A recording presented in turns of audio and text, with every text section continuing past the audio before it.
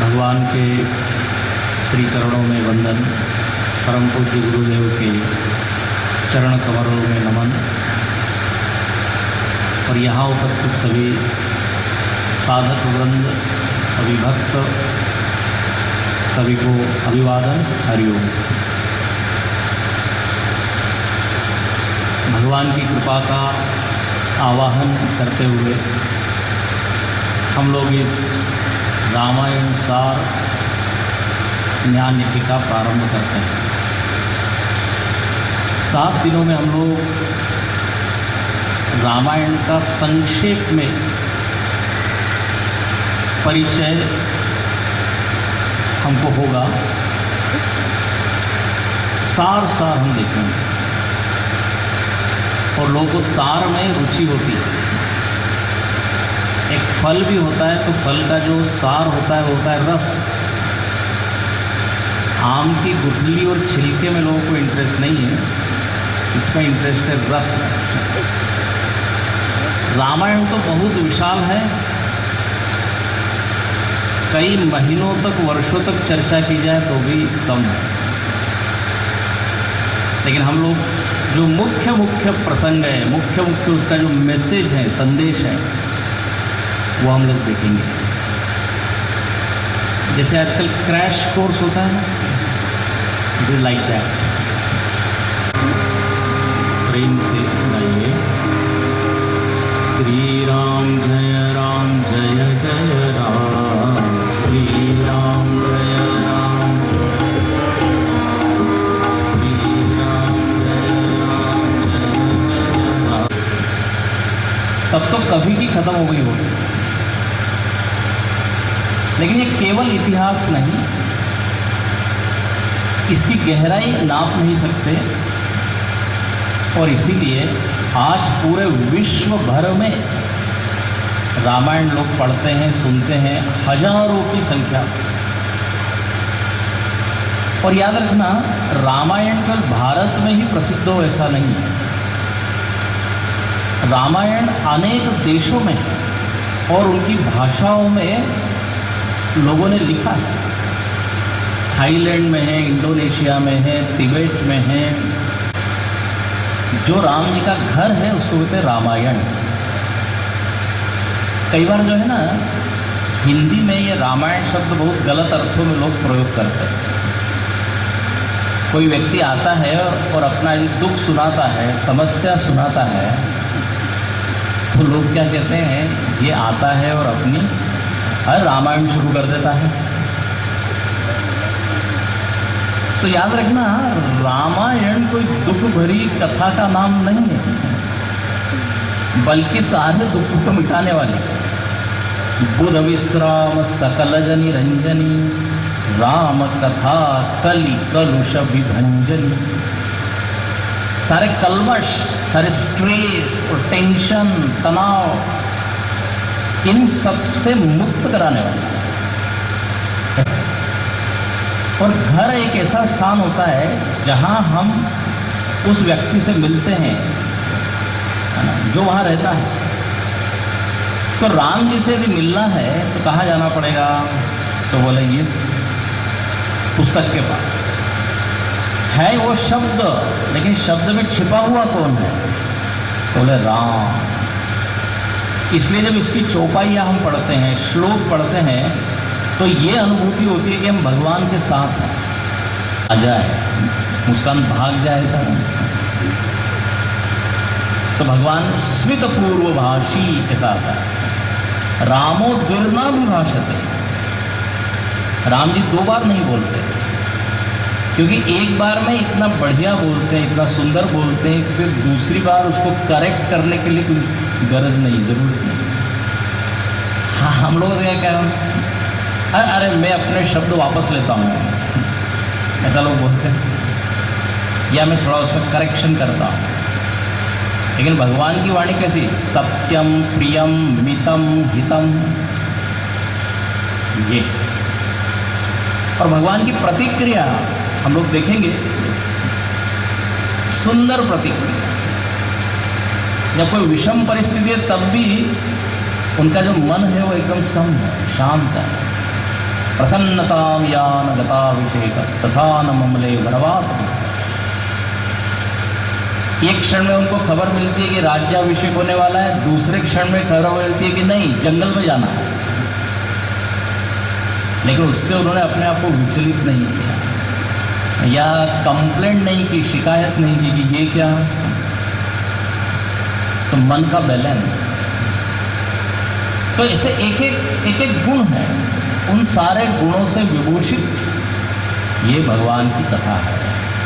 तो ये राम जी का मार्ग। और तीसरा अयन का अर्थ है, अयन मतलब होता है लक्ष्य, गोल। राम एवं अयनम, भगवान ही वास्तव में सारे मनुष्य के अंतिम लक्ष्य है। उसको आप मानो या न मानो, जानो या न जानो, स्वीकार करो या न स्वीकार करो, but the fact is that. देखो, परमात्मा ही लक्ष्य है, परमात्मा मीन्स व्हाट? आनंद। भगवान मतलब जहाँ आनंद। हम सब लोग आनंद के लिए ही तो जी रहे हैं ना। आप लोग यहाँ पर वास्तव में प्रवचन सुनने नहीं आए हैं। क्या बात करते हैं स्वामी जी, हम तो प्रवचन सुनने आए हैं। ना ना ना, आप यहाँ पे आनंद के लिए आए। हाँ, यदि ये बता दिया जाता है कि इस कथा में बहुत दुख होने वाला है और बड़ा बोरिंग एक लेक्चर होने वाला है, कोई आता क्या? तो वास्तव में हम आए हैं किसके लिए? मन की शांति के लिए, आनंद के लिए। कथा तो माध्यम है। व्यक्ति हर क्रिया करता है इसी लक्ष्य को सामने रखकर। आता है, जाता है, बोलता है, बोलना छोड़ देता है।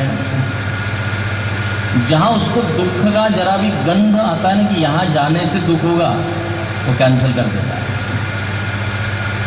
इससे बोलने से मन खराब होगा, उससे बोलना बंद कर देता है। विवाह करता है आनंद के लिए, तलाक देता है आनंद के लिए। हर छोटी छोटी क्रिया का उद्देश्य आनंद है। और यदि जीवन हम जिसको कहते हैं लाइफ, जीवन मतलब क्या? सारी छोटी छोटी क्रियाओं का एक समूह। तो संपूर्ण जीवन का भी लक्ष्य फिर आनंद ही है। तो परमात्मा की प्राप्ति मतलब आनंद की प्राप्ति। तो राम एवं अयनम, हम सब लोगों को वही परम आनंद चाहिए। इसलिए रामायण में क्या बताया? बोले जीवन का लक्ष्य राम है। तो 3 अर्थ बताए हमने। अयन मतलब घर, राम जी का घर। अयन मतलब राम जी का मार्ग। और अयन मतलब राम जी ही लक्ष्य। लक्ष्य को अंग्रेजी में कहते हैं गोल। और गोल का की स्पेलिंग है GOAL। एक ने बड़ा अच्छा इसका अर्थ किया, getting over all limitations. Getting over all limitations, this is the goal of our life. और वो कब होगा? बोले जब ये भगवान के साथ जरा जुड़ेंगे, भगवान से जरा नजदीक आएंगे। ये महाराष्ट्र में एक भावार्थ रामायण है, एकनाथ जी ने लिखा। तमिलनाडु में कंब रामायण, बंगाल में कृत्तिवास रामायण, उड़ीसा में उनकी भाषा में रामायण। और जैसे मैंने कहा, मालूम नहीं कितने देशों में ये रामायण। अच्छा, अब यदि आप देखें रामायण की जो कथा है, कथा तो सब लोग जानते हैं। जितने यहाँ सब लोग सुनने आए हैं, आप सब लोग रामायण जानते हैं कि नहीं? लेकिन फिर भी सुनने आए हैं, ये आश्चर्य है। अरे कोई एक किताब यदि हम पढ़ लेते हैं और यदि फिर कोई व्यक्ति वो हमको किताब देता है तो हम क्या कहते हैं? मैंने पढ़ ली। लेकिन ये रामायण अद्भुत है। सबको मालूम है इस राम कथा में राम जी वन में जाने वाले हैं, सीता जी का हरण होने वाला है, रावण का नाश होगा, सबको मालूम है, लेकिन फिर भी सुनने आए। तो इसी से सिद्ध होता है कि इसमें कुछ चीज, कुछ एक गहराई है, कुछ एक रस है। नहीं तो देखो, हम आधे मिनट में पूरा रामायण बता सकते हैं। एक श्लोक है, उसमें पूरी राम कथा आ गई। आदौ राम तपोवनादिगमनं हत्वा मृगकाञ्चनं वैदेहीहरणं जटायुमरणं सुग्रीवसम्भाषणं बाली निर्दलनं समुद्रतरणं लङ्कापुरीदाहनं पश्चाद् रावणकुम्भकर्णहननम् एतद्धि रामायणम्। हो गया रामायण, छुट्टी 6 दिनों की क्या करें। रामायण के कथानक देखेंगे तो सब जानते हैं और 1 मिनट में बताई जा सकती, लेकिन महाराज इतनी सी नहीं है। इसलिए एक ने कहा कि एक राम एक रावण ना, बोले रामायण तो इतनी छोटी सी है, जरा सी तो बात है, और तुलसीदास जी ने इतनी बड़ी पोथी लिख दी। एक राम एक रावण ना, एक ब्राह्मण एक क्षत्रिय ना, एक ने एक से लुगई चुराई और दोनों में हुई बहुत लड़ाई। तनिक बात नो बातन ना, तुलसी लिख गए पोथन ना। बोले एक राम जी थे एक रावण, एक ब्राह्मण थे एक क्षत्रिय, एक ने दूसरे की पत्नी चुराई और फिर लड़ाई हुई और वापस उनको पत्नी मिल गई। इतनी सी बात लगे, इतनी बड़ी पोथी तो दिखने में तो छोटी सी बात है, लेकिन उसमें संदेश और जो शिक्षा है वो जबरदस्त है। वाल्मीकि जी ने रामायण 26,000 श्लोकों में लिखा। मूल रामायण सबसे पहले किसने लिखा? वाल्मीकि जी, आदि कवि वाल्मीकि। और वही रामायण फिर अलग अलग भाषा में हुआ और गोस्वामी तुलसीदास जी ने अवधी भाषा में ये रामायण लिखा। अब देखिए आगे चले, गोस्वामी जी ने इस रामायण का नाम लिखा रामचरितमानस। इसको रामायण नहीं कहा बल्कि रामचरितमानस ऐसा कहा। बोले ये क्यों कहा? तो बोले मानस मतलब होता है मन और रामचरित मतलब राम जी का चरित्र। भगवान शंकर के मन में, शिव जी के मन में, ध्यान से सुनना, ये पूरा रामचरित था। हम देखेंगे पार्वती जी ने प्रश्न किया तो शिव जी के मन में जो राम कथा थी वो प्रकट हो गई और वही कथा क्या कहलाई? रामचरितमानस। रच महेश निज मानस राखा, इसी में आता है।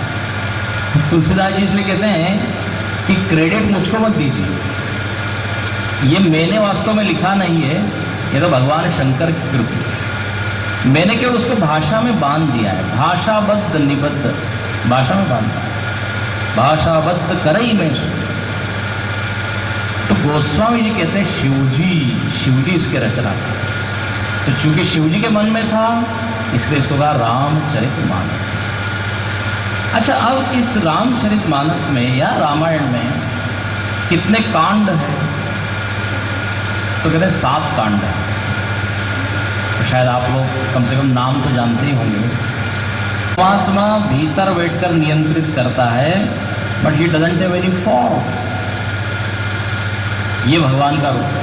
आज जिस भगवान को हम मानते हैं, आज उसका आकार तो है नहीं, अवतार तो है नहीं, लेकिन जब भगवान या गॉड की चर्चा करते हैं तो फॉर्मलेस, लेकिन उसके गुण है, वो रहीम है, कृपा करने वाला है। इसलिए इस्लाम में और क्रिश्चियनिटी में भी जो गॉड है ना, उसकी कॉन्सेप्ट है सगुण निराकार। आकार तो नहीं है बट उसमें गुण बहुत है। तो यहाँ पर राम जी का वो रूप भी वर्णन किया। तो निर्गुण निराकार, सगुण साकार और सगुण निराकार। निर्गुण निराकार का ध्यान करना चाहिए, मेडिटेट अपॉन फॉर्मलेस एट्रीब्यूटनेस। सगुण साकार की